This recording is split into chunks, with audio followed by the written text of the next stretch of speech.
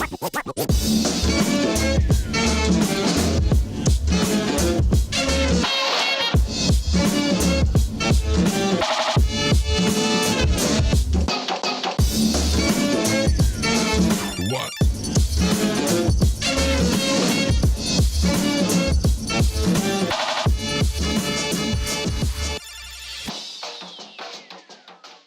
sure that virtually all of you have heard the term dog whistle before. A dog whistle is a message that appeals to people's prejudices without saying anything overtly bigoted, thus getting the desired message across while maintaining plausible deniability. Dog whistles have been a key part of conservative politics since the 60s, but if they've been used so much for so long, and people are calling them out on it, then how does the tactic still work? Of course, part of it is that they keep getting switched around. Dog whistles are like clothing. They cover up what is socially unacceptable, and if you don't constantly change them, they start to stink. But everyone still knows that you're wearing clothes. It's not like the dog whistles are changing so fast or so fundamentally unrecognizable that only an expert can spot them. If you know what dog whistles are, then unless it's a really quiet dog whistle, nobody should have any trouble saying it. Yet, even when they're blatantly obvious, they still somehow work. Except there's one major problem with that. The person may be meaning exactly what they're saying, and not some coded word or phrase that means something else. Why? Maybe it's because the average conservative is more accepting of racist messaging than they'd like to admit. But this explanation is oversimplified and a bit unfair. It's not wrong exactly, but it's definitely not the whole story. Another explanation is that because you just don't get it. Following politics with centrists can be like watching a raunchy comedy movie with children who don't get sexual innuendo. There's a whole hidden layer of meaning that they're not picking up. Yeah, that works in movies and stuff saying sexual innuendos. However, sometimes the person isn't saying something to intend to mean something else. Just because you think they might mean something else doesn't mean they actually are meaning something else. like the first example, this isn't wrong, but it's also oversimplified and in this case is too generous. The reason children don't pick up on sexual innuendo is because they barely, if at all, know what sex is in the first place. Conservatives know what racism is, they have no excuse, and if you explain sexual innuendo to a child once they're old enough, they get it. They don't push back, they don't get angry, they don't try to rationalize why it's not.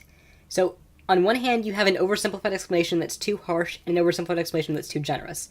But, again, neither of them are wrong, they're both pieces of a larger picture. In my opinion, the main reason people fall for and defend subtle racism is because they actively restrict their idea of what racism is, so that it can't include them. Because racism is bad, and I'm good, so any degree of racism that applies to me isn't actually racist. That applies so well to everyone on the regressive left. It's not that they can't understand the subtler versions of racism, it's that they choose not to, because they refuse to confront their own racial biases. Or it's actually not racist because they're following the actual definition of racism. So they restrict the idea of what racism is to overt hatred towards anyone of a different race. That could easily just be your bias. So unless you have evidence to show otherwise, then you're absolutely wrong.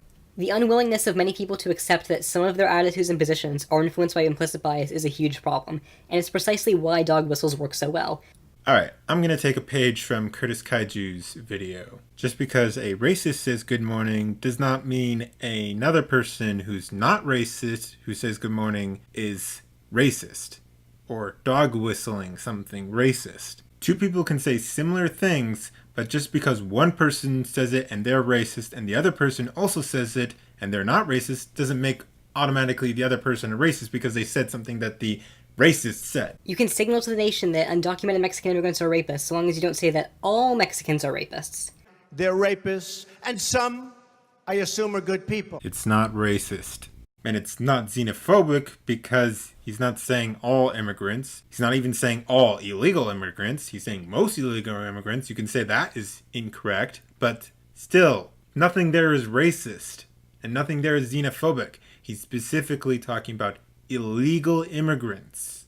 If you want to talk about how inaccurate that statement is, fine, go ahead.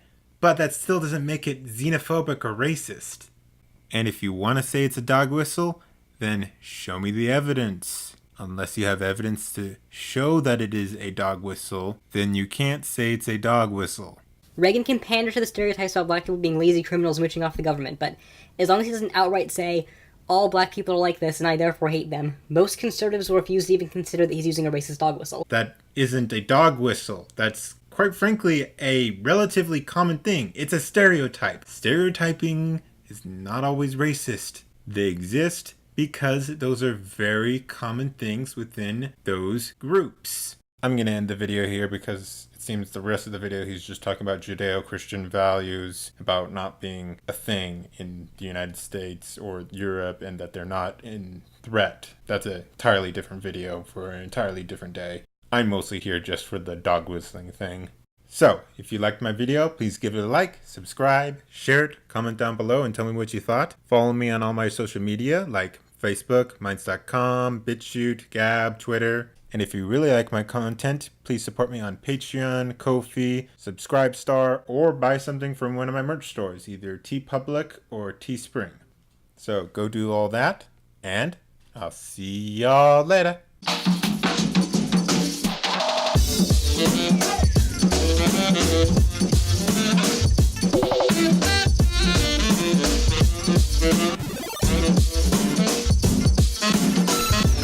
Thank you.